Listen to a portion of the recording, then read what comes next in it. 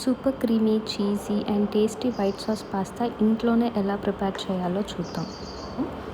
ముందుగా ప్యాన్లో butter add చేసి ఫైన్లీ చాప్డ్ గార్లిక్ వేసుకోవాలి.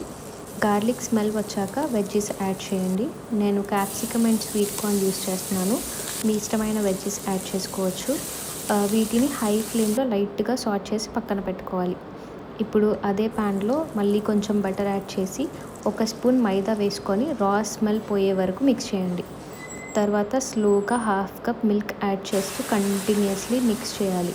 అప్పుడు లంప్స్ రావు అండ్ సాస్ స్మూత్గా ఉంటుంది. ఇప్పుడు చిల్లీ ఫ్లేక్స్, ఆరిగానో, కొంచెం సాట్ చేసిన వెజ్జెస్ యాడ్ చేసి బాగా మిక్స్ చేయండి.